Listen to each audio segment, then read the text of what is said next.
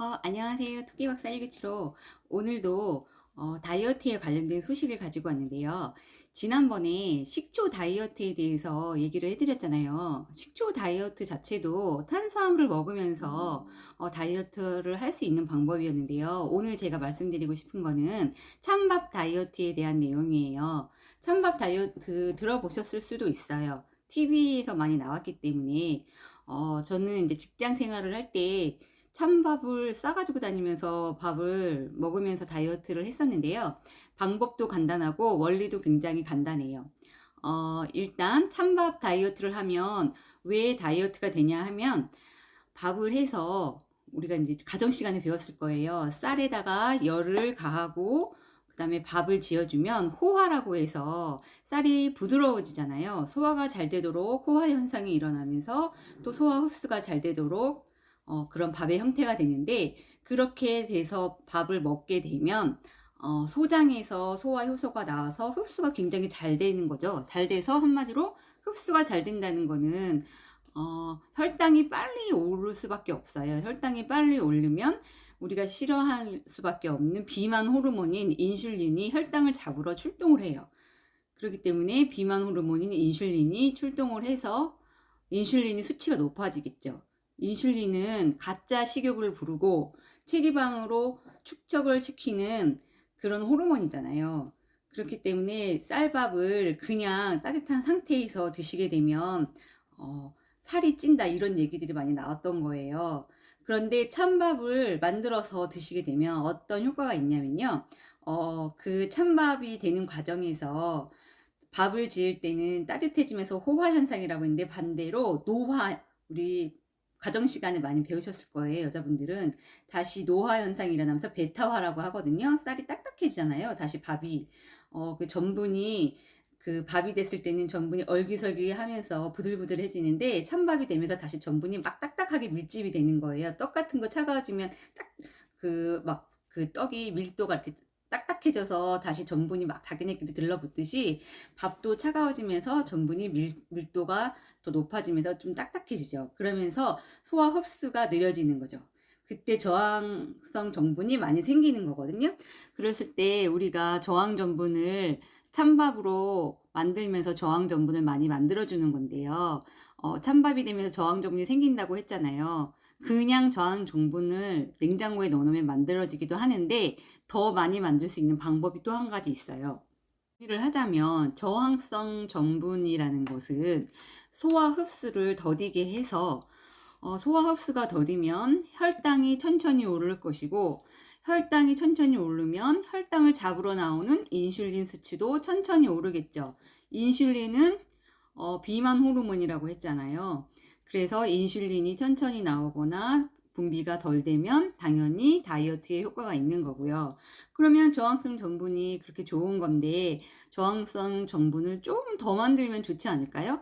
그래서 그냥 밥을 한 후에 냉장고에 12시간을 보관해 두시면 저항성 전분이 많이 생긴다고 해요. 그런데 그거에다가 추가적으로 밥을 지으실 때 오일을 첨가해서 밥을 지어 주시면 저항 전분이 더 많이 생긴다고 하거든요. 실제로 스리랑카의 수두하이르 제임스 박사가 연구를 했대요. 코코넛 오일을 넣고 밥을 지었더니 밥의 칼로리를 60% 이상 줄였다는 연구 결과가 있대요. 그거는 TV에서도 방송이 많이 됐고 논문이 많이 발표됐다고 하니까, 저는 그래서 예전에 이 정보를 입수하고 밥을 지을 때 제가 코코넛 오일을 넣기도 하고, 코코넛 오일을 넣고 밥을 하면 저희 아들이 알아요. 코코넛 오일은 향이 나잖아요. 그래서 저희 아들은 살 뺄 필요가 없기 때문에 밥을 제가 따로 하기도 했는데, 제가 좀 귀찮을 때 한번 밥을 줘봤더니 코코넛 오일의 향이 있어서 기가 막히게 알아차리더라고요. 그래서 코코넛 오일의 향이 싫으신 분들은 MCT 오일이라고 코코넛 오일에서 나온 코코넛 오일로 같은 계통의 오일이 있어요. 그건 무향이거든요. 그 MCT 오일을 넣고 밥을 하셔도 그 저항 전분을 더 많이 만들 수 있으니까, 올리브 오일을 넣으셔도 되고 MCT 오일을 넣으셔도 되고 코코넛 오일을 넣고 밥을 지으시면 저항성 전분을 더 많이 만들 수 있는 밥을 지으실 수가 있어요. 그렇게만 하셔도 칼로리를 60% 이상 줄일 수 있다고 하는데, 그렇게 밥을 지으신 다음에 다시 냉장고에 넣고 12시간 저항 전분을 만들어 주시면 밥을 드실 때만큼이라도 안심하고 드실 수가 있을 거예요. 그렇게 냉장고에 보관하셨다가 드실 때 2, 3분 데워서 드시면 돼요. 그리고 나서 반찬과 밥을 맛있게 드시면 찬밥 다이어트가 완성되는 거예요. 제가 아주 극성맞게 도시락을 그렇게 싸갖고 다니면서 밥을 먹는 거를 제 주변 분들 많이 보셨을 거예요. 제가 이것저것 다 해봤기 때문에 말씀을 드리는 건데 효과가 충분히 있습니다. 그리고 실제적으로 그 당뇨 환자들의 혈당 수치를 이렇게 해서 실험을 했대요. 근데 혈당 수치가 100이나 낮게 나왔다고 보고가 있다고 했으니까 만약에 당뇨가 있으신 분들도 이렇게 얘기하다가 잘려서 제가 다시 왔는데요. 당뇨가 조금 있으신 분들도 이렇게 밥을 드실 때 찬밥 다이어트, 꼭 다이어트가 아니더라도 혈당을 이렇게 관리해 보셔도 좋으실 것 같고요. 우리가 빵 같은 거 드실 때 왜 올리브 오일에다가 발사믹 식초 이렇게 섞어서 소스처럼 만들어서 찍어 먹잖아요. 그렇게 드시면 그것도 혈당 수치를 조금 늦춰주기 때문에 다이어트에도 도움이 된다고 했거든요. 다 같은 원리인 것 같아요. 왜냐하면 오일이 탄수화물하고 섞이면 탄수화물의 그 과립 사이로 스며들어서 저항성 전분을 만들어낸다고 했거든요.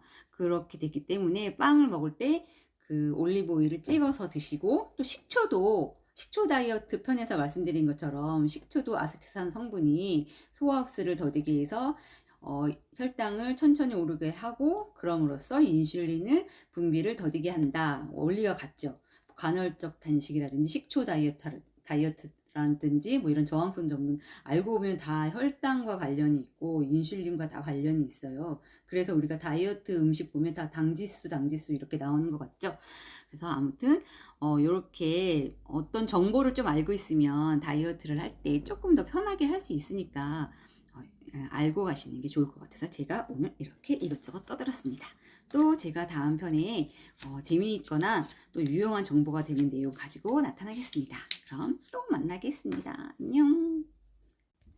한 가지 빼먹은 말이 있어서요. 저항성 전분이 이 발음이 잘 안 되네요. 저항성 전분 있는 게 이 찬밥만 있는 게 아니라 통곡물, 뭐 씨앗류 이런 거에도 있고요. 과일 중에 바나나 있죠. 덜 익은 바나나에도 저항성 전분이 많이 함유되어 있다고 하고요. 바나나가 익으면 저항 전분이 없어지니까 익은 바나나는 저항 전분이 없지만 덜 익은 바나나, 그리고 감자 고구마도 탄수화물이긴 한데 감자 고구마도 똑같이 찬밥처럼 냉장고에 12시간 보관을 하면 저항 전분이 많이 생긴다고 하니까 감자 고구마도 드시고 싶으시면 냉장고에 12시간 보관하셨다가 꺼내서 데워서 드시면 되겠습니다. 냉동실 보관을 하시면 저항 전분 생기지 않아요. 냉장실 보관이에요. 네, 이제 진짜 마치겠습니다. 안녕. 자, 똑같이 밥을 하시는 건데요. 그냥 흰쌀밥 하시는 거랑 똑같이 쌀을 씻은 다음에요. MCT 오일이라고 코코넛 오일로 만든 MCT 오일을 저는 한 숟갈 넣을 거예요. 이렇게 한 숟가락 정도 밥에 넣어주시고, MCT 오일이 없으시면 올리브 오일이나 집에 있는 질 좋은 식용유를 그냥 넣고 밥을 안 치시면 돼요. 이제 밥이 다 됐거든요. 밥이 다 됐으면 이렇게 나눠서 담기만 하면 돼요. 그리고 제가 아까 MCT 오일을 넣었잖아요. 그냥 코코넛 오일을 넣으셔도 되고 올리브 오일을 한 숟가락 정도 넣으셔도 된다고 했는데, MCT 오일 같은 경우는 향이 없어요. 무향이기 때문에 밥에 첨가를 해도 밥을 해놓고 나서 밥을 드실 때 아무런 향이 나지 않기 때문에 꺼리낌 없이 드실 수가 있었거든요. 근데 코코넛 오일의 향이 나쁘지 않으신 분들은 집에 있는 코코넛 오일을 넣으셔도 되고 올리브 오일이라든지 집에 있는 식용유를 한 숟가락 넣으셔도 돼요. 왜 오일을 넣는지는 이따가 다시 말씀드릴 건데요. 녹말에 있는 저항 전분을 만들어주기 위해서 코코넛 오일을 넣는 거거든요. 자, 이렇게 담아서 한 김이 나간 후에 뚜껑을 덮어서 냉장실에 그냥 보관하시면 돼요. 12시간 이상 냉장고에 1도에서 4도씨가 되는 냉장고에 보관을 하셨다가 12시간 이상 보관을 하셨다가 그 다음에 또 오랫동안 보관을 하실 거면 그 다음에 냉동실에 보관하시면 되고요. 그냥 냉장실에 보관하셨다가 뭐 2, 3일 정도는 보관해도 되니까 그 다음에 꺼내서 전자레인지에 2, 3분 정도 데워서 드시면 됩니다. 간단하죠?